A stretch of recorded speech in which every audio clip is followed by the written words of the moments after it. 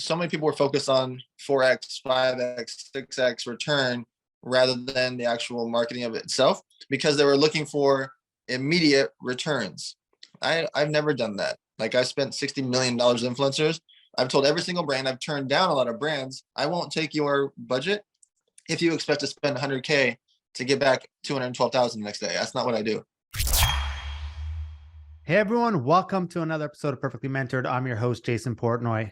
On this episode, Dan Fleyshman is back. He's the founder, the youngest founder, I should say, of a publicly traded company in history after licensing his apparel for $9.5 million at the age of 19. He went on to scale energy drink products into 55,000 retail stores. Over the years, Dan launched one of the top 5 online poker sites globally, has thrown 49 Elevator events. Elevator is his free networking event for entrepreneurs, co-founded the 100 Million Mastermind Experience, spoken at over 250 business events, angel invested in 43 companies, and his agency, Elevator Studio, has spent over $60 million with social media influencers for fashion brands, film studios, mobile apps, and consumer products. His main passion is his Model Citizen charity fund, which he creates backpacks for the homeless filled with 150 emergency supplies inside. Dan is a great guy, one of the smartest people when it comes to social media out there. You're not going to want to miss this one. Check it out. Dan, welcome back to the show. Thanks for having me again. Look, I know you're traveling all over the world. You're building a ranch right now, and I know we're trying to find special locations to have you come on the podcast. So I appreciate you being here. Let's just jump right into it, because from the last time we spoke, we saw major shifts in social media, right? A lot's happened. We'll talk about the economy in a second later, but there's just been a downturn since the last time we spoke. And social media is changing. A lot of people moving to TikTok, a lot of people complaining about algorithms and whatnot. What's your take right now on the state of social media right now? And for the listeners, where should they be paying most attention to? So the hard part is the algorithms change on a daily basis, sometimes multiple times in a day. So even when people think that they've figured it out or they've adjusted, then it changes the next day or the next week. And so that part is tough for people to try to understand. The main thing for people to do is just make content that people want to share, learn from, or laugh at. If you do those things and don't make content for yourself, the algorithms are always going to reward one main thing, which is that people are engaging. If people engage with their content, no matter what the algorithm changes to, that will always be the number one thing that lets the algorithm know that people care, and they're going to show it to more of an audience. And so now with content that's very polarizing doing well, you're seeing the Andrew Tate, Trump, Kanye, the very polarizing characters do extremely well. You're seeing a lot of people that are regular people trying to make polarizing content, which is very dangerous. And so ultimately, the main thing for people to do is, one, make content about things that you care about, your passions, your hobbies, etc. Make content about your work-related things, and then make content about your actual life that people will create an emotional attachment to you.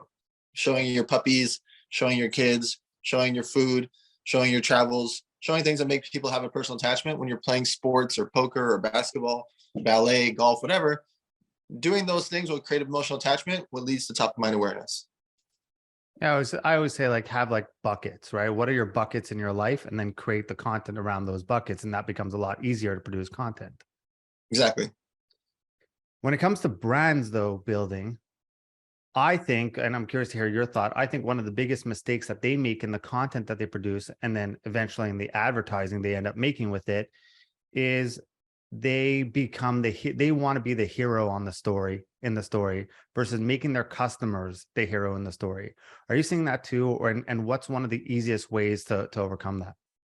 Yep. So one of the best commercials of all time is actually by Purina. It's a cat searching around a house and ends up finding the food that it wants, which is the Purina. But the whole story, what we're watching is the cat itself. The cat is the hero, and the end goal happened to be the product itself, and it didn't feel like an ad whatsoever. It felt very natural that the cat wanted to eat Purina. The same concept applies to all content. If you make it about the person, about the customer, about the storyline, people will get emotionally attached. They're not going to get emotionally attached to Purina, the bag, right? The bag of food, but they will get attached to the brand if they get emotionally attached to the cat. Does that make sense? Mm-hmm. And so making content or as a brand about the person, about the influencer, about the storyline, about that, etc. Rather than, I'll give you a quick example. Target donated $1 million to a disaster. They do this often. They then spent $108 million promoting the $1 million check that they donated. You see how many problems there are in that one sentence of what they could have done with that money, what they could have done, etc. If you would have did $100 million, think about how much actual press they would have got globally. Or donated the 100 million and spent $1 million on advertising promoting the 108 million. Exactly. You're talking about a global impact, and people would have gone, it would have been talked about all over the planet for weeks instead of a one day about your $1 million check, whoop-de-doo, right? So I think people and brands need to really think about making it much more about what they are, what their brand is, and making the influencer, the story, the people, the customers, the actual thing that we get attached to. Because by default, if we get attached to them, we will like your brand more. I think the reason why so many brands stay away from that is because it's actually hard, right? Like, I run an advertising agency. I know you've done influencer marketing for so long. It's so hard to do that because it used to be just throw up 1 million ads on Facebook, get a 5x return, and then there you go, and you're marketing it that way. Now all of a sudden, yeah, you're a genius then. Yeah, you're a genius. And I had this interesting conversation with Gary, and Gary Vaynerchuk, and he phrased it a little bit differently, which I actually liked, is that marketers actually became mathematicians. And now you actually have to go back to being a marketer and telling the story of your brand. Right. Yep. The thing about it is, so many people were focused on 4x, 5x, 6x return rather than the actual marketing of it itself, because they were looking for immediate returns. I've never done that. Like, I spent $60 million with influencers. I've told every single brand, I've turned down a lot of brands. I won't take your budget if you expect to spend 100K to get back 212,000 the next day. That's not what I do. I want to spend 100,000 so that tens of millions of people see your brand, and by default, you will make millions of dollars. But I will not be able to show you that your 100K turned into 212 tomorrow. That's not what I do. That's not that's not how influencer marketing works, etc. And people got obsessed with it, and I literally had to turn it down because they're like, "Well, we need a KPI, we need this, we need a CPA." I'm like, all your 3 letters are cool. I build brands, and I take brands and I pour gasoline on them to make the fire bigger of a brand. And it's hard because too many, either the agency or the marketing executives at the brands, think that they have to show their boss an exact KPI and a CPA and a CPM, and it's like they have to show exact math all the time. And instead of saying, "Hey, this influencer showed us," Purina Cat, for example, they showed us, got 1.9 million views. You don't exactly know how many people went and bought the product that day or the next day or the next week or the next month, but you know that 1.9 million humans just saw this rather than 84,000, and then you got 21,000 in sales. And so ultimately, Gary's correct. The math, you do need the math part for proving to an agency or proving to a brand why they should keep spending with you. But I don't do that. I show eyeballs. I show brand way more than KPIs and CPM rate. Like, that's. Yeah, look, I think, and I think the reason for it is most brands just don't know their numbers. They don't know what their back end, how they're going to monetize later, or they don't have the faith that their brand could actually deliver. And they want that immediate sale right now. And then they don't have faith that they could actually deliver something later on. Yep. I think that brands need to do both. It's okay to spend 100K to get back 220. That's fine. But ultimately, if you want to actually build a brand, that's not brand building. That's direct sales. Yep. That is a sales channel. That is not a marketing channel, right? I want to see, and I only care about marketing channels because the sales channel part, you don't really need me. You can run a Facebook ad agency, your agency, et cetera, can get them the math. Okay, you spent 100,000, you did 412,000 sales, you netted 84,000. Cool, let's spend it again. That's not a brand at all because it was transactional. Us to become emotionally attached is not due to transactions. And eventually, I look, as someone who runs an agency and I deal with, and I hear the stories of my team talking to clients and whatnot, of them saying, we need the numbers. Eventually you run out of transactions in the sense of acquiring customers. what are you doing to keep those customers happy? And that's your marketing later on. That's branding also. What are you doing that, if rising costs of advertising, how are you going to offset that? That comes from actually having a brand.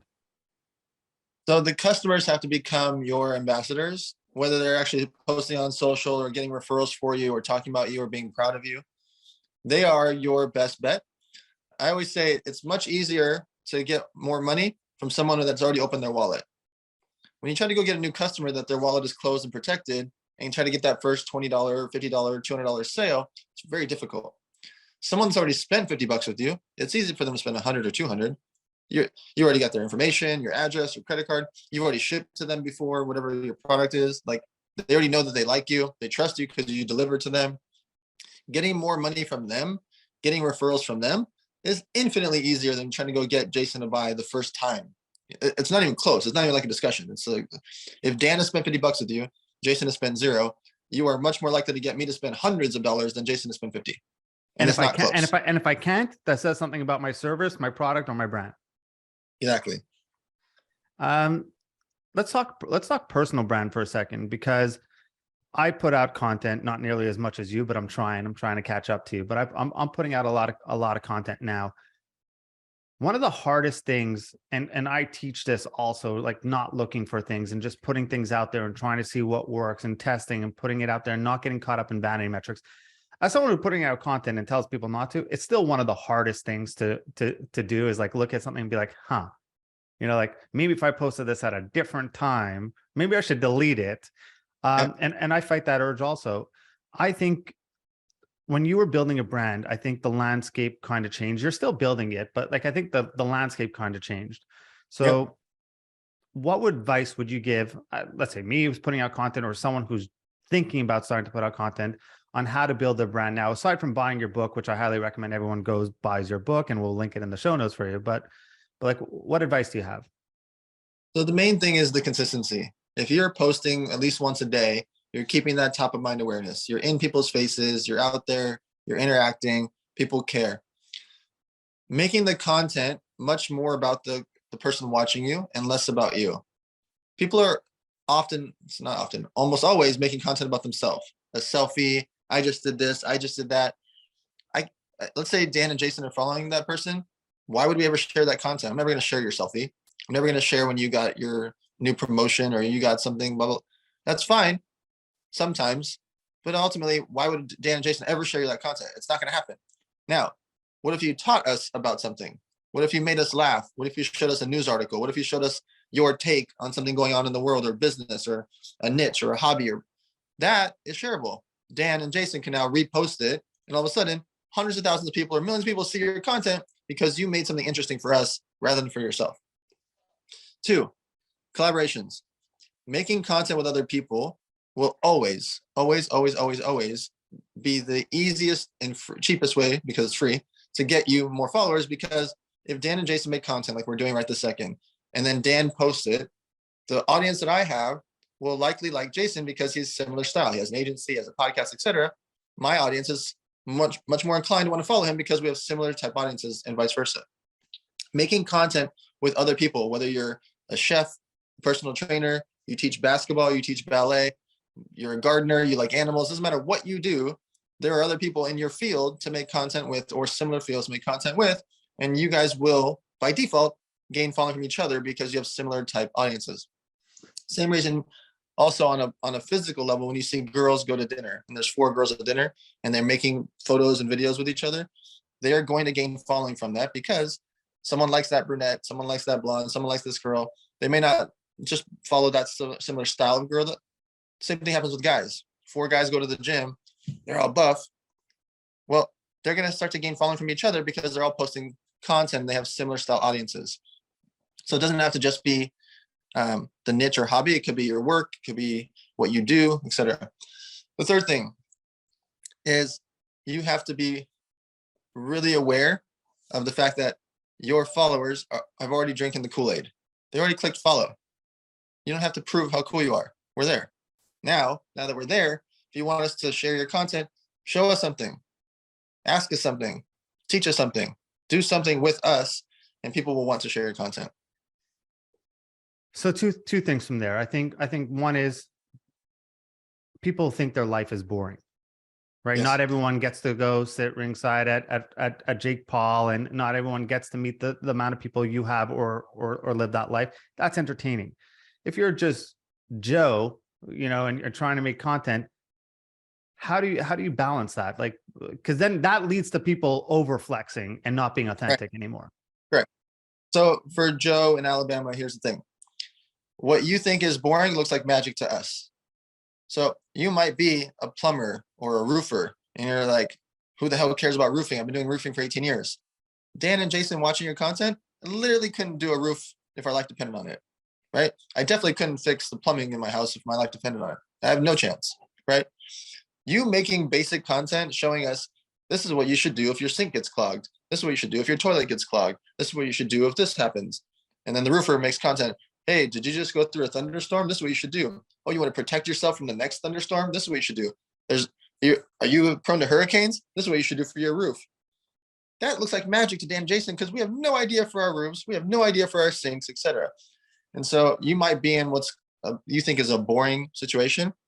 It looks like magic to everyone else if you just break it down into a bunch of short form clips and teach us and show us. I agree. And the other thing that I was going to add is that, and you kind of touched on this, is people try to be polarizing for the sake of being polarizing, which isn't a good thing. But I think one of the biggest mistakes I made early on with my content was I tried to be too safe. So I think there's an extra, like another end to that spectrum. Like there's trying to be polarizing just for the sake of creating content that's polarizing, which you touched on. But then don't you think there's the other side where it's like you don't stand for anything, you're just too vanilla? So the main thing there is to keep in mind when let's say we're going to go into politics or you're going to go into race, religion, or sex.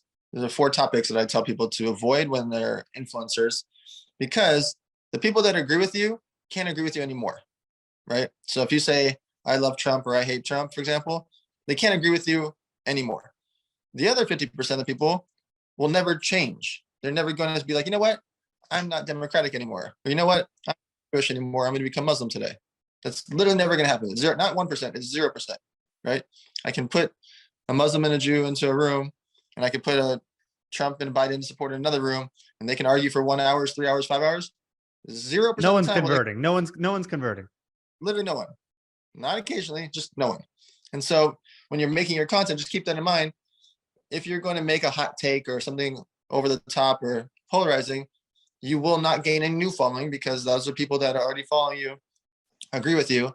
The other half of those people are not going to start to agree with you and can get frustrated with you or worse. And so I just avoid those things because it's not going to change anything. And I know it's hard people to hear, like, oh, if I don't talk about it, we're not going to change anything. Just to be blunt, you're not. You're not.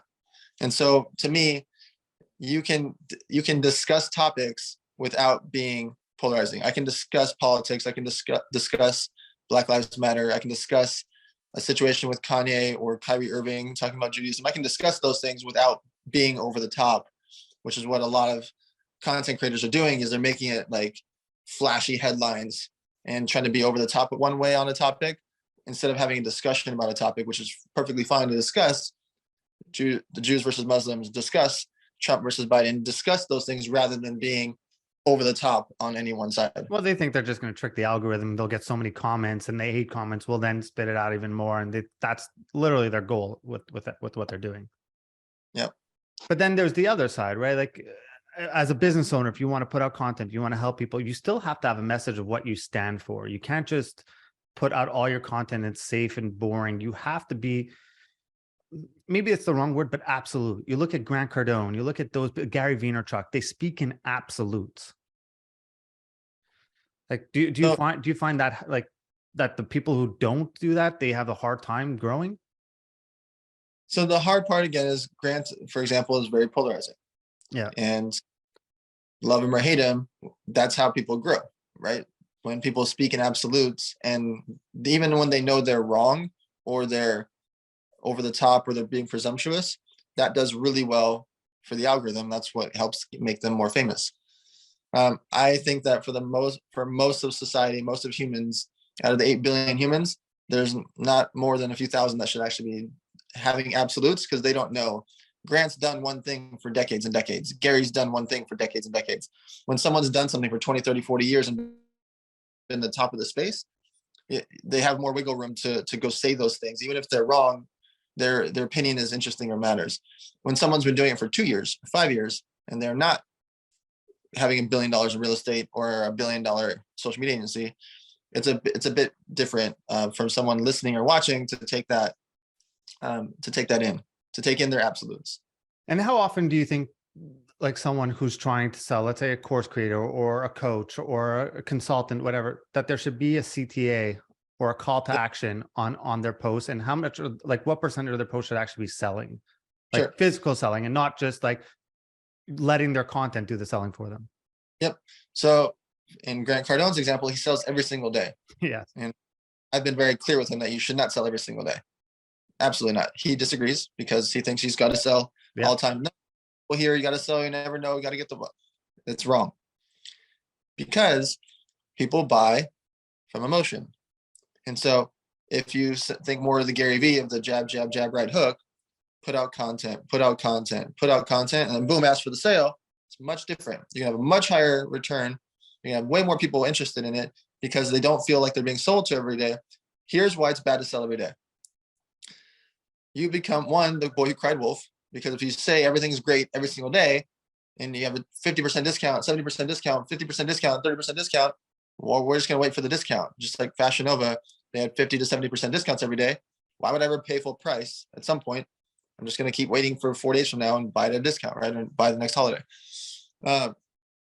It's important to sell sometimes throughout the week. I recommend anywhere between 1 and 3 times.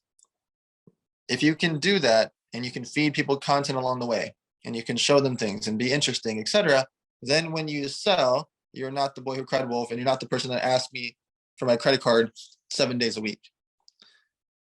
Depends on what you are selling. Okay. If you're selling a course, 1 to 3 times a week is perfectly fine. One hard sale, like you're actually like, hey guys, this has been a big week for us. I want you to swipe up. My course is doing really, really well. It's helped 600 people this month. Like once a week, you can actually do more of a hard sale. And then the other 1 to 2 times you're doing what I call a soft sale. You are talking and teaching, but showcasing what the product is more clearly. Where other times your content might be just showcasing the product, you're teaching, blah, blah, blah.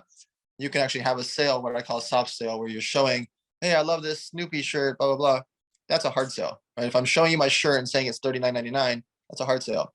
If I'm talking like, man, I got so many compliments on the shirt today, it's blah, blah, blah. I keep talking. Oh yeah, you like the shirt too? And you just keep talking.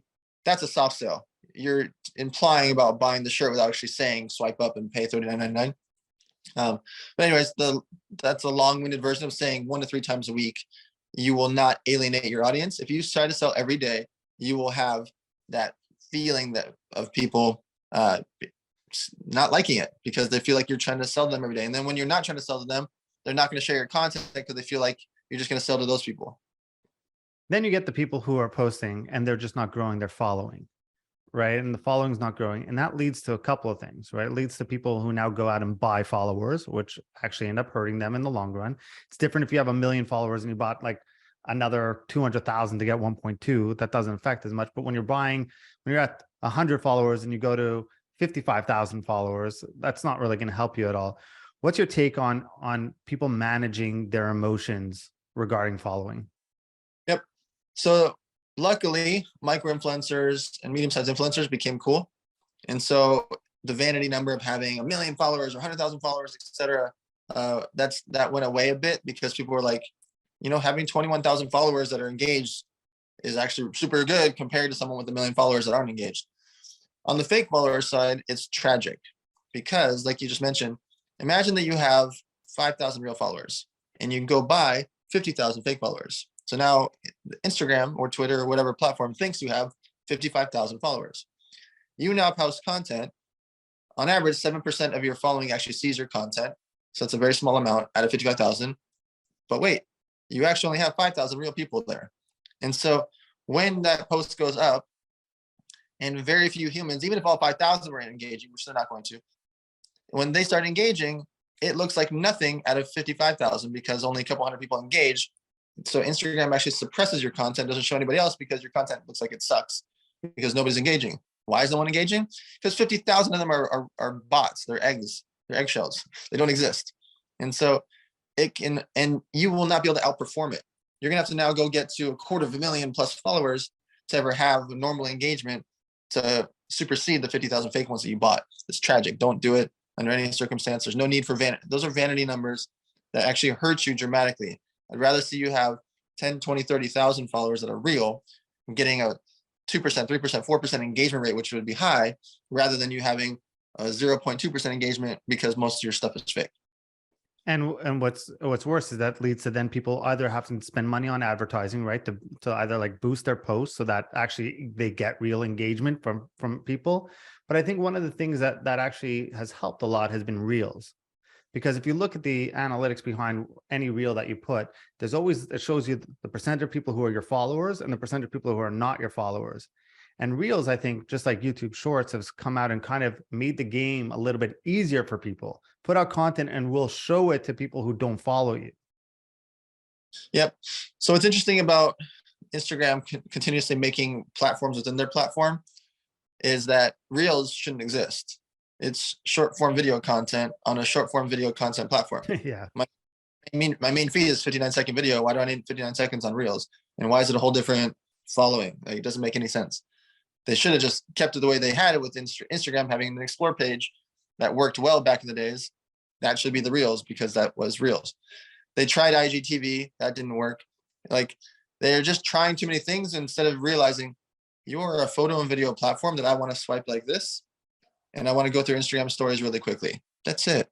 And we're happy with that. You don't need to have all these different things, and they're trying to be a shopping platform and making that button first. That's stupid. Like, they're too smart for their own good. That's the hard part. And they don't realize the actual humans, when they think about the algorithm, when they think about their platform, when they think about Reels, etc., they don't realize that guys are not going to go like a girl's photo when they have a girlfriend or wife.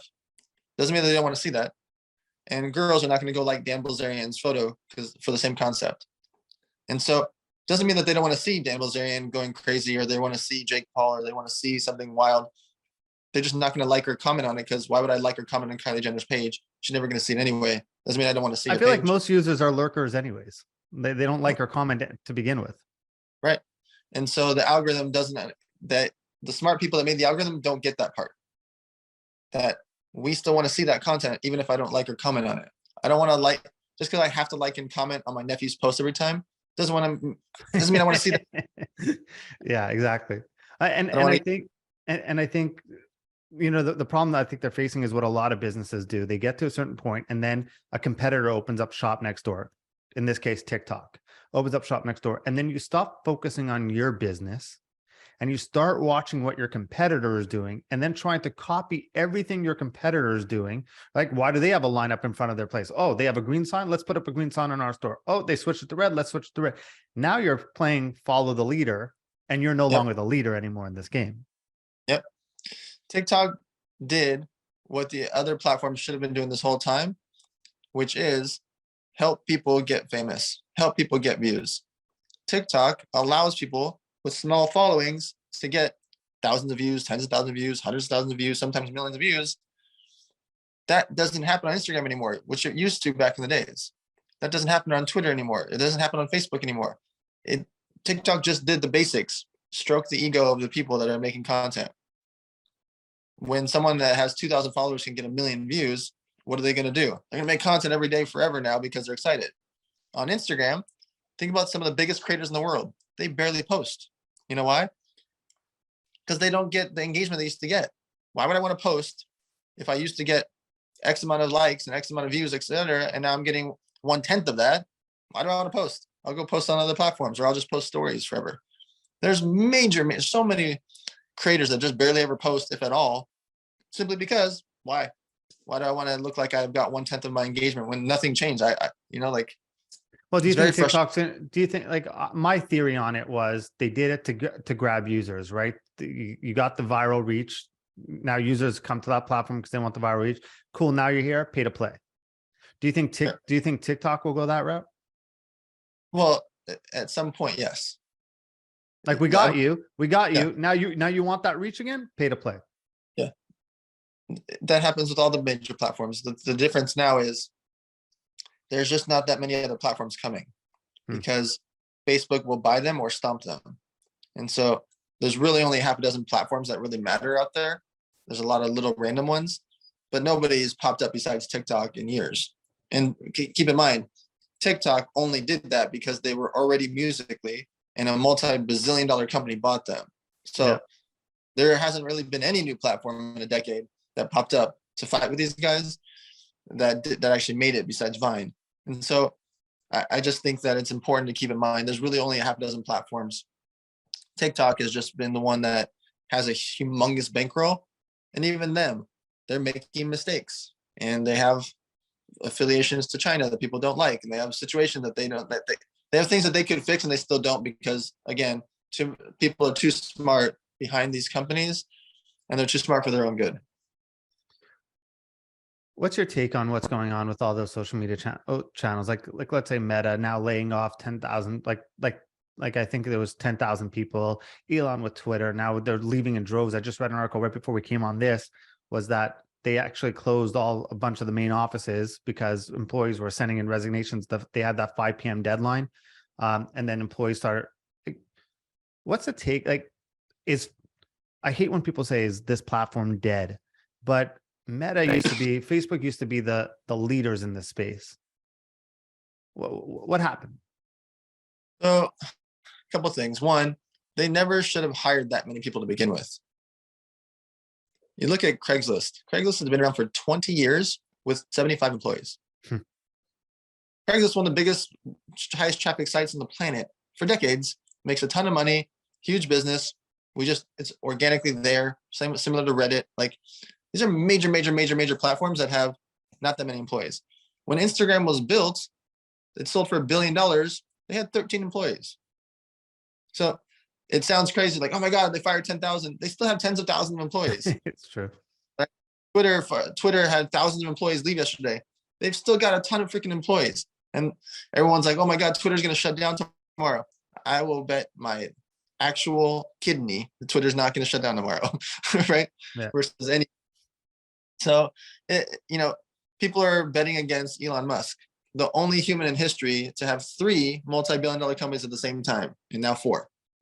I'm not going to bet against him. He's going to figure it out, right? And so, we're just in an interesting time where the whole tech industry got crushed. The stock market got annihilated. Real estate got annihilated because since 2008, everyone was a genius. Everything just, cars go up, watches go up, real estate goes up, stocks go up. Everyone's a genius. And now when we're going through this weird recession / inflation / polarizing characters in the political office scenario, people are getting massive layoffs. Amazon fired people for 10,000 employees for the first time in history. Like, even the best company in the world, like Amazon, fired people right now because we're in a weird time. And 10,000 sounds like a lot until you realize they created like 1 million jobs just during COVID alone. Right? Like that, but that's the thing people don't realize. These layoffs don't come from, these are big, publicly traded companies. Their mass hiring was based off 6 months ago, 6 months previous, what the company was doing. They're like, oh, here's our growth in the last quarter. We need more people. And then guess what? Course correction happens, but they don't see that till the next quarterly earnings that come out. And then the next quarter, mass layoffs, right? Because we didn't hit those projections that we thought we would. We don't need this many people. So it's not like Zuckerberg woke up one night and was like, okay, I don't need 10,000 employees anymore. This was something a hiring that happened 6 months, a year previously that now came into fruition and was like, okay, we missed it. Like, now we just don't need this many people. Yep. And they don't. They really don't. So I think you touched on some important things right now. I think people are, when it comes to investing, right? You said you're not going to bet against Elon Musk. How important is it for you when you're looking at investing? And I know you invest in a lot of companies. Everyone says the jockey over the horse. Mm-hmm. Very few people I actually think really believe that, right? And will do that. What are your thoughts? Do you always bet on the person? Yep. So I'll give you an example. I believe in that firmly. If a CEO, the jockey, I'll use Everbowl as the example. It's an acai bowl chain I invested in. If that CEO, Jeff Fenster, was selling pillows or mattresses, I would have put in the same 500K. I would have. I literally was just going to bet on him. Even if he says, you know what, I'm going to change this whole thing to start selling X, Y, Z, I'm in. Let's go. Because I know he's going to figure it out. Now, would I prefer to have a product that I like, let's say acai bowls that I like, and then the founder actually cares about something? Of course, 100 times better that they actually care about what they're selling and I like what they're selling. But ultimately, there are entrepreneurs out there that I literally, I don't want to say don't care what their product is, but I don't care because I know that they're going to figure it out. Does that make sense? It's not that relevant if I believe in that person, or you've seen them have a second exit or third exit.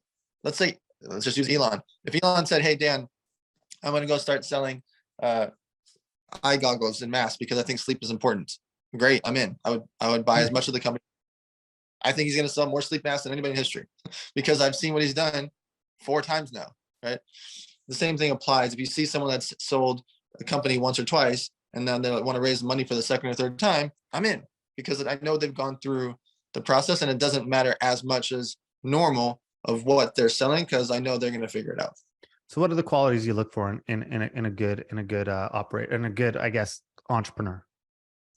Over communication, where they're consistently updating, explaining, showcasing, thinking, talking, posting. Like being over communicative is important from the top down, meaning to their employees, to the shareholders, to the media, to their clients, to their vendors, etc. Ride or die. That's my main word. I always say ride or die. And the ride or die concept is we're in Vegas. It's the convention. Our booth is set up. It's 2 a.m. and a plumbing issue happens and there's water falling onto our booth. What does the founder do? I want the founder that gets up, rushes over to the convention and figures it out. And, if they have to move the booth 10 feet over or they have to I want them to go figure it out. And I'll be right there next to them. I'll rush over there too. So it's not something I wouldn't do also. But I don't want the founder that's like, oh man, that's crazy. I'll be there at 7 a.m. when the show opens. Hope you figure it out. Yeah. I want the founder that's going to break into the convention center and figure out how to save their booth rather than wait until the morning time to go with the staff and blah, blah, blah. So ride or die is a big thing for me. And then relentless. Like they're going to hear no a lot. They're going to have problems a lot. A lot of bad things happen being a founder. Every single day, bad stuff happens because you're literally just putting out fires every single day. And so I want someone who's relentless, that they can fight through all those punches and keep going with a smile on their face because that's part of the game. As an investor, I'm not scared when you give me updates and something goes wrong. The production is late. The Target didn't pay us on time. Walmart wants to triple their order. Like, we can't afford it. What are we going to do? Like, I'm happy to be a part of the bad stuff because I expect bad stuff to happen in every situation of every business all the time. If I have a founder who's not scared of steering the ship during rocky waters, then I'm not nervous. I don't think we're going to crash. I know they know how to handle it.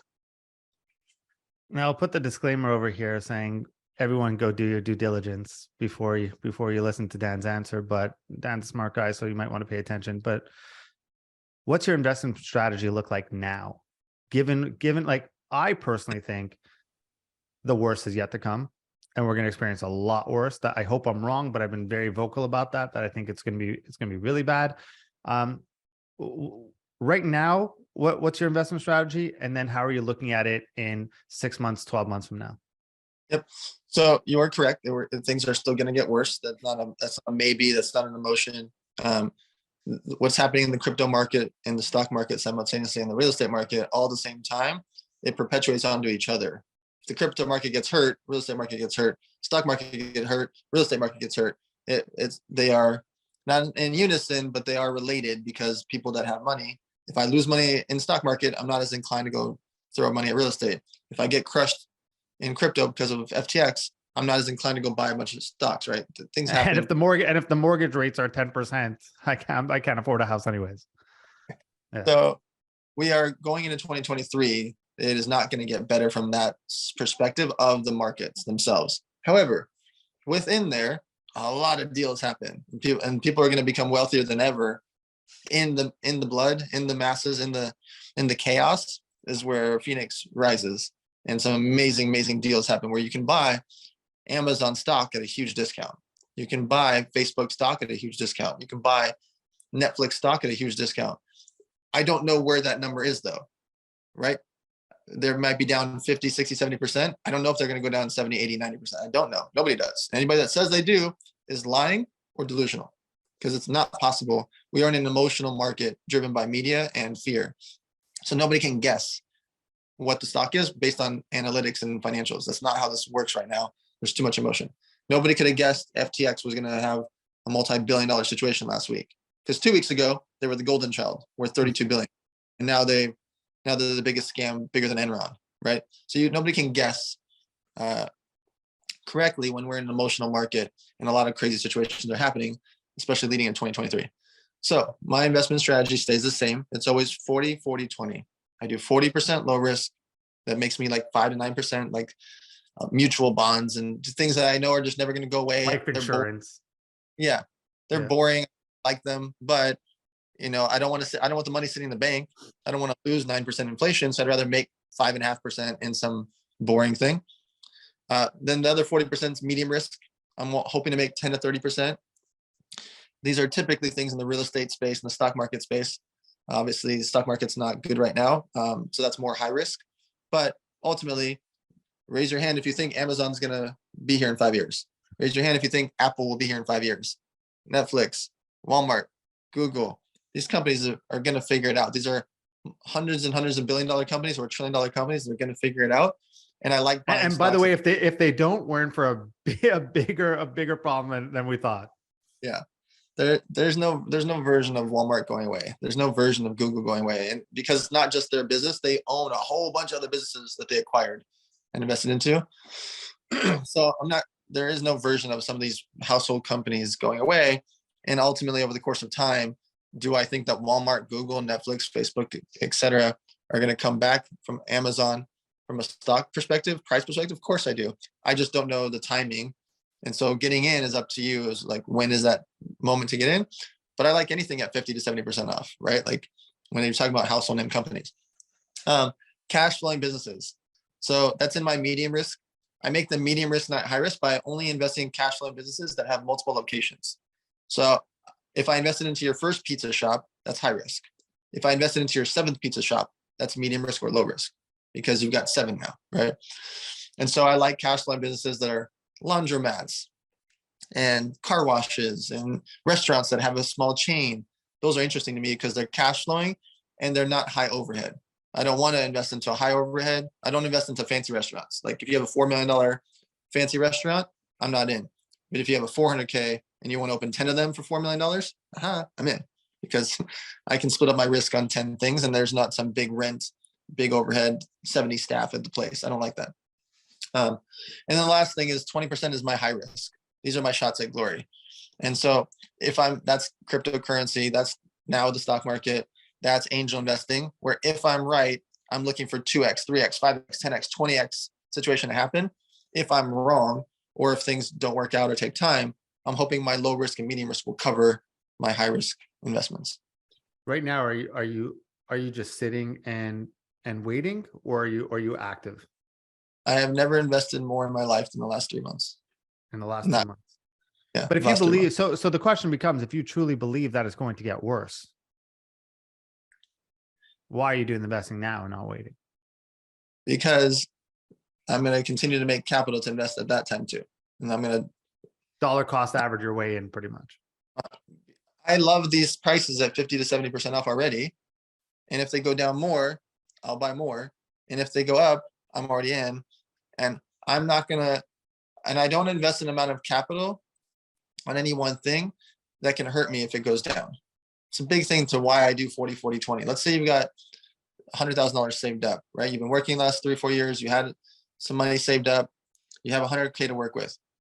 Splitting up in 40K, 40K, and 20K, no one thing can hurt you.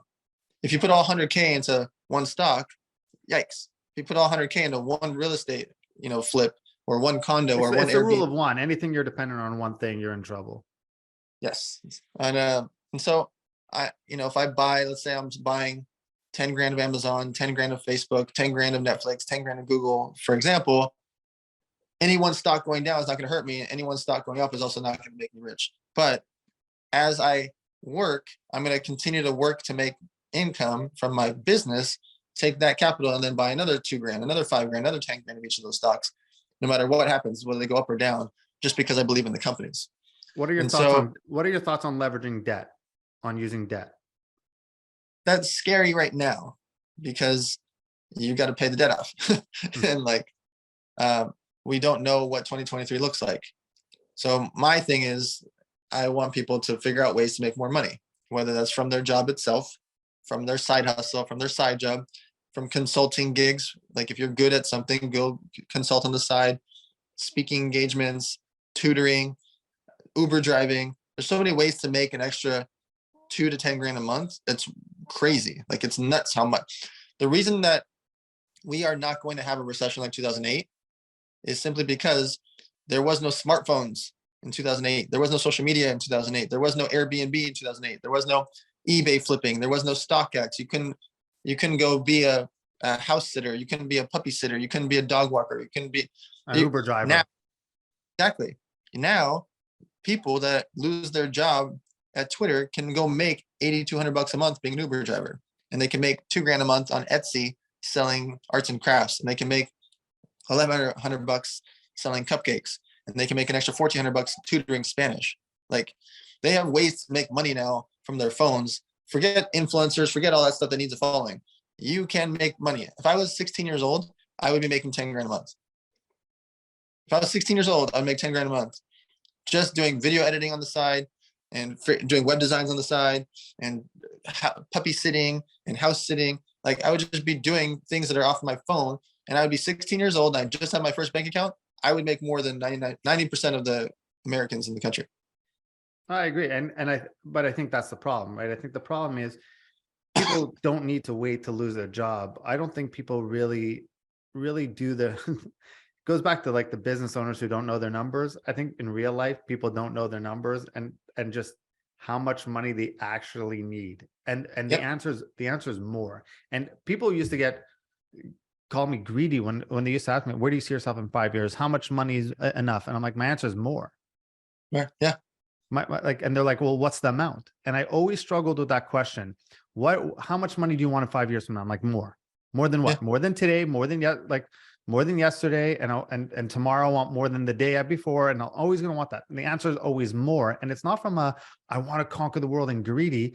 It's my why has always been personally for me. It has always been, I never want a no to ever be due to a financial reason in my life.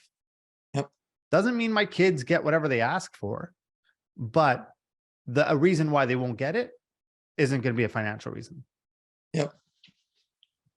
And I think we're living longer, and I think people don't underestimate like health conditions, and then maybe you need a 24-hour care. Like there goes your entire 401, there goes everything. People don't realize how much money life costs. Yep. I'll end with this. You know, you're someone who's really, really big into charity. I know for your birthday, which happy belated, I wish to you earlier, but I mean, a little bit late, but happy belated on this one. You ask people to donate to a charity of their choice. What lessons have you learned that giving back was so important for you? Where'd that come from for you? So there's a couple of things. One is it's a lot easier to do charity than people think. And they all think they need to donate tens of thousands of dollars to it. You don't actually need much money, if any money, to do charity work. And I watched the impact it has when I just helped throw a charity event, or I rally people to go to charity and then they donate toys. They'll donate. Tomorrow we're doing Thanksgiving food drive. Like everyone going and donating food. That doesn't cost me any money. I happened to go buy a bunch of food. I didn't have to, if you really think about it. If I just rallied everyone together to go drop off food to a location, I did charity work. And a lot of times people don't realize that part. And there's a stigma about charity as if it's bad to do that. Me posting about charity all the time causes people to go do charity events all over the world. And so I don't ever brag about an amount. I don't need a pat on the back. I want people to go replicate me doing charity work. So they go do it in Alabama and in Zimbabwe and in London and everywhere else on the planet, that they go donate food, they go donate toys, they go do whatever. it started with me early because I wanted to help people, and I wanted to do it in an impactful way where I could see it, feel, and touch it. I don't raise money for cancer or for AIDS or things like that, because those things take hundreds of billions of dollars, and I think they've been cured for decades, and that's a whole different rabbit hole. And so I'm not going to go get more money to go donate to something that I know for a fact that Magic Johnson had this in the 90s, and he's still here, multi-billionaire strong. So I think those major diseases are important financially, except that I think that they've already been fixed, and there's a lot of money that's being thrown at it. And so I look at things like homelessness, where I can see, feel, and touch something, and I can help homeless people. I look at food drives, I look at toy drives, I look at back to school drives, where I can show up and rally lots of people together to bring food, toys, supplies, etc., and it'll have an immediate impact for people. I love it. Another thing you like to do is, aside from charity, is you're very big on giving back to the entrepreneurial community. I mean, you have, I'll let you do your whole pitch at the end of the different ways people could possibly work with you or join the masterminds or whatever it is. But you also do like the free nights, where it's come in and get access to the people who pay $100,000 a year get, but you're going to get it for free. Why is that important to you? So elevator nights, I've thrown 50 times for free. It's very expensive because that's cost me 20 to 80 grand per event. Times that by 50, you can do the math. It's cost me a lot of money to throw those for free. However, it's my excuse to get entrepreneurs, investors, marketers, influencers together in a room for a night, and then stuff happens. I've seen so many deals happen, investments happen, relationships and weddings have happened because of these events. And so it's my excuse to get people together in different cities, and I'm going to keep doing that for the rest of my life. I'm going to throw elevator night hundreds and hundreds and hundreds and hundreds of times over the rest of my life, because it's my excuse to get people together. And people that are listening, you can throw your own version of elevator nights in your town. You can do a small real estate event. You can throw a mixer about makeup and hair. You can throw a fitness and fashion event.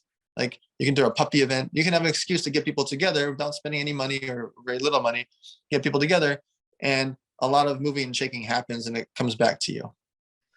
I mean, I want to get invited to Dan Fleyshman birthday parties. That's the party I want. I want that invitation to that. Got it. All right. For the listeners who want to figure out more and how to work with you, and I recommend everyone go follow Dan, but how can they reach you, and how can they follow you, and how can they learn more about how to work with you? So my screen name is the same on every single platform. It's just at Dan Fleyshman. It's also important for you guys to have the same screen name on every platform. I was just going to say, buy his book and he'll explain why that's important, but yeah. But that's the way to get a hold of me, is through social. I have the two masterminds. I have the 100 million mastermind, which is 100,000 per person. We've been sold out since 2019 for that. I have the Avengers mastermind, which is 35,000 per person.